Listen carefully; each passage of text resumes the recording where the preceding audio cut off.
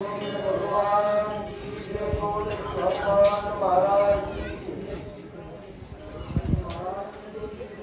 श्री राम लघु लागले वर्ष बाण सोनी चाळ चाळ पाषाण बाणी विषय शिवाका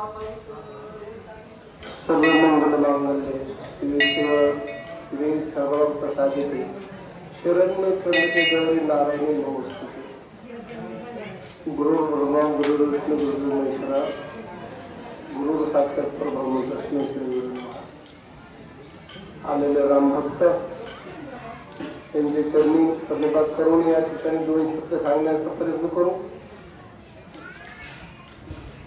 त्या शूर्पणखेचा कारभार करता खर नावाचा भाऊ आलेला होता, पण त्याचे सुद्धा सैन्य संपलं, तो संपला म्हणून पुन्हा त्याचा भाव असणारा दुष्यंत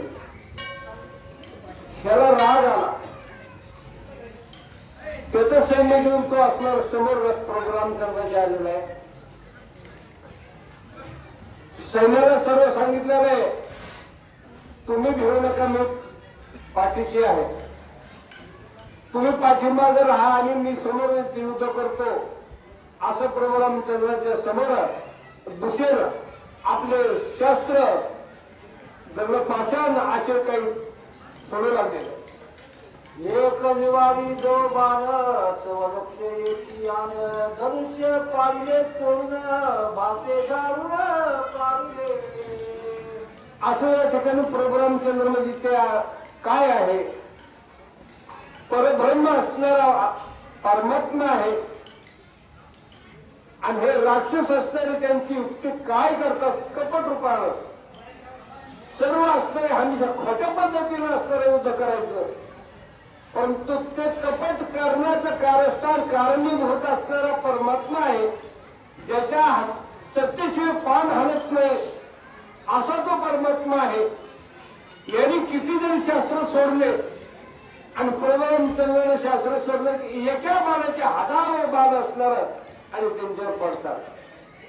बाणामागे ती बाण घेतला राक्षसाचा प्राण मूर्छित पाहिला भूषण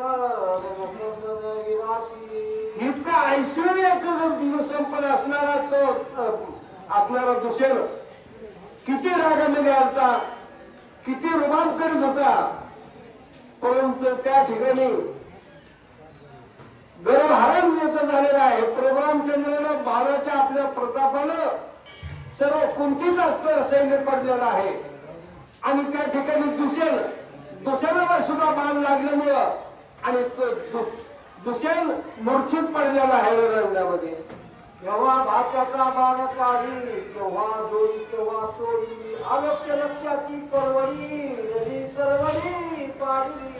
तर त्या ठिकाणी कसं झालं प्रोग्राम चंद्राने दुसरं एक डाव टाकला की त्या कुस्तीसारखं असणार त्याने डाव पटाकस्तर दुसऱ्याला असणारे टाळ घालायची, तशा पद्धतीने ह्यानं भागात हात घालीस्तर बाण समोरून आल्यावर अशा पद्धतीने एकूणमेकाच्या आणि त्या बाणानं व्याकुळता त्या ठिकाणी दुसऱ्याला ते झालेले आहे म्हणतात। वीर खोचले निकंडा मिथ्या दुसराचे बळबंड एकही साहो न शके पान काळे तोड दुसऱ्याचा असणारा अपमान झालेला आहे त्या ठिकाणी।